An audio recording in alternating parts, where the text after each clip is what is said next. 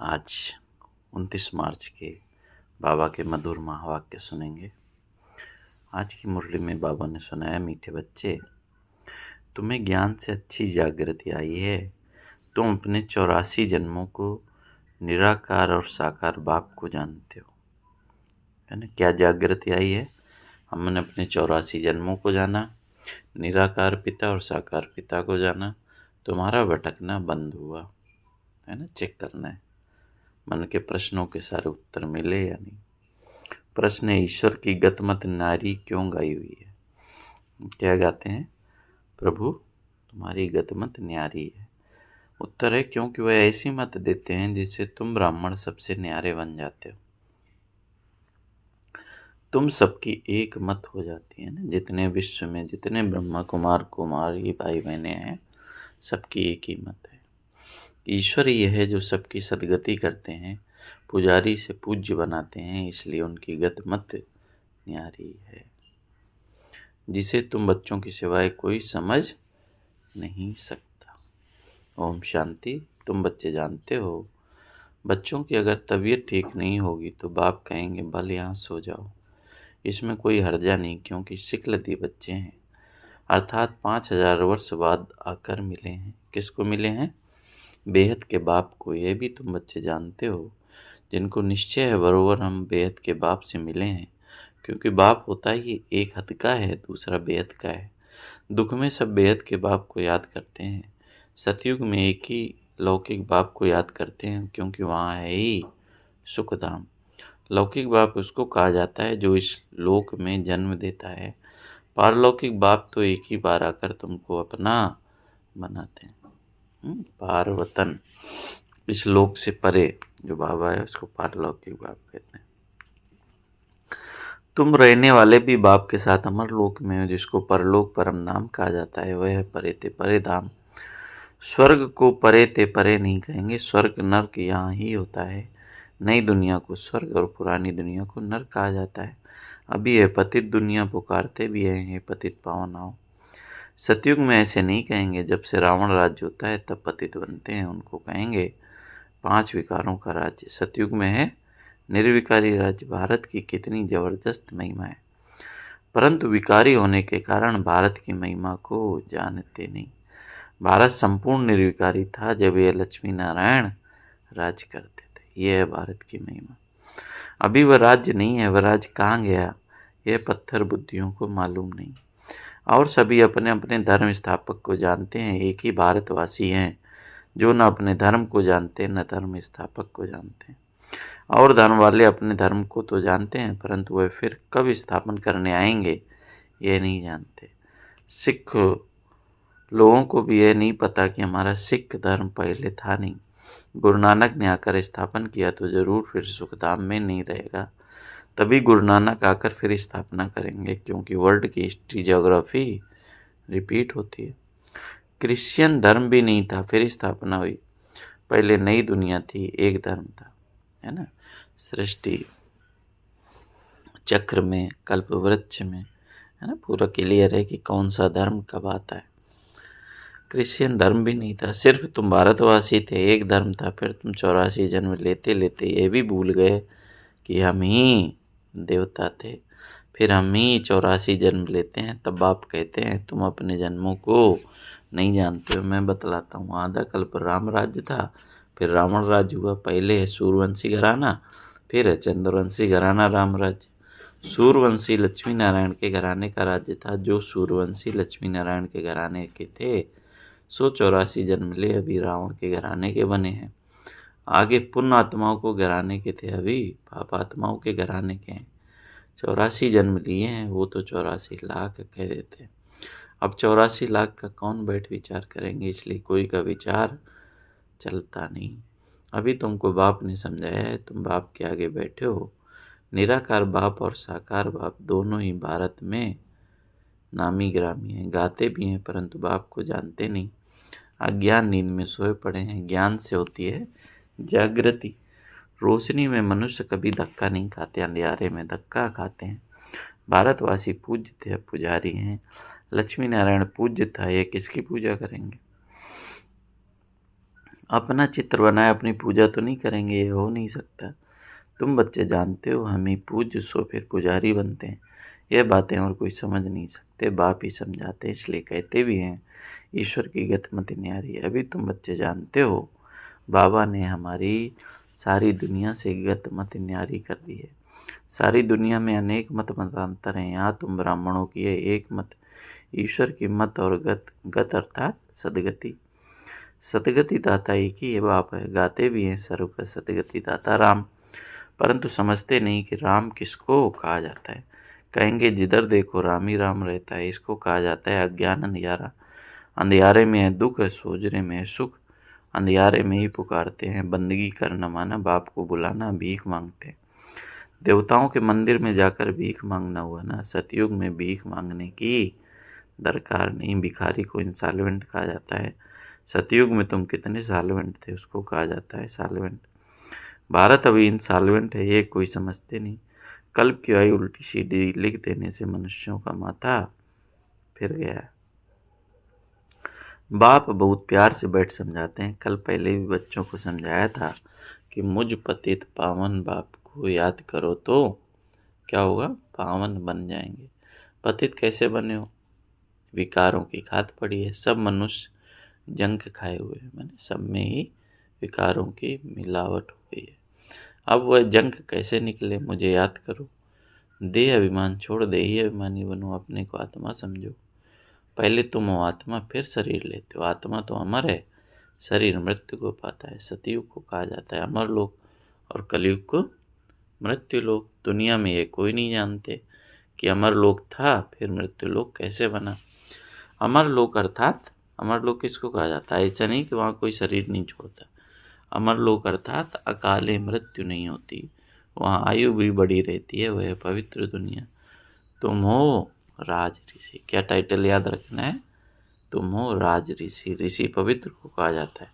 तुमको पवित्र किसने बनाया, उनको बनाते हैं शंकराचार्य। और तुमको कौन बनाता है, दुनिया में जो पवित्र रहते हैं शंकराचार्य की मत पर चलते हैं, तुम शिवाचार्य। यह कोई पढ़ा हुआ नहीं है, इन द्वारा तुमको शिव बाबा आकर पढ़ाते हैं। किसके द्वारा, ब्रह्मा बाबा के द्वारा। शंकराचार्य ने तो गर्भ से जन्म लिया, कोई ऊपर से अवतरित नहीं हुआ।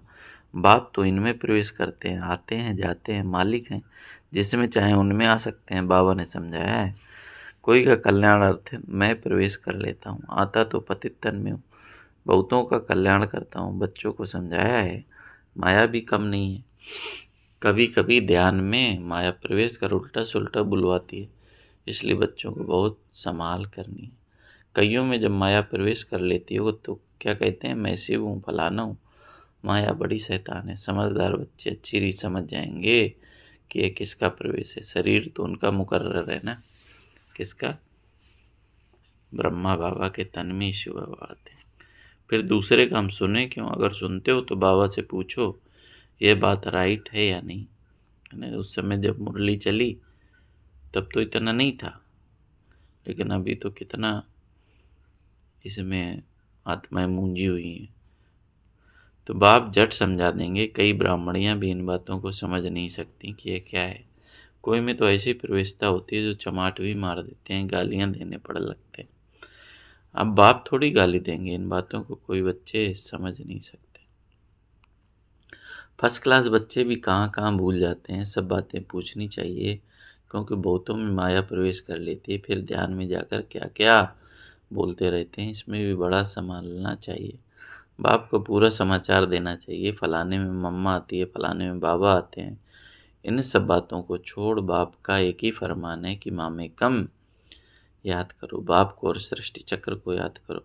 रचयिता और रचना का सिमरण करने वाले की शक्ल सदैव हर्षित रहेगी। बहुत हैं जिनका सिमरण होता नहीं है।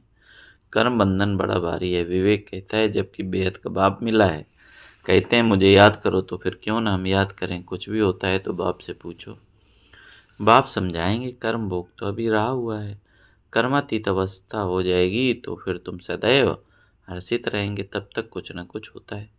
ये भी जानता हो मेरुआ मौत, मलू का शिकार, विनाश होना है, तुम फरिश्ते बनते हो। बाकी थोड़े दिन इस दुनिया में हो, फिर बच्चों को यह स्थूल वतन भासेगा नहीं, अच्छा ही नहीं लगेगा। है ना। सूक्ष्म वतन और मूल वतन भासेगा, पसंद आएगा। सूक्ष्म वतन वासियों को कहा जाता है फरिश्ते। वह बहुत थोड़ा समय बनते हो, जबकि तुम कर्मातीत अवस्था को पाते हो।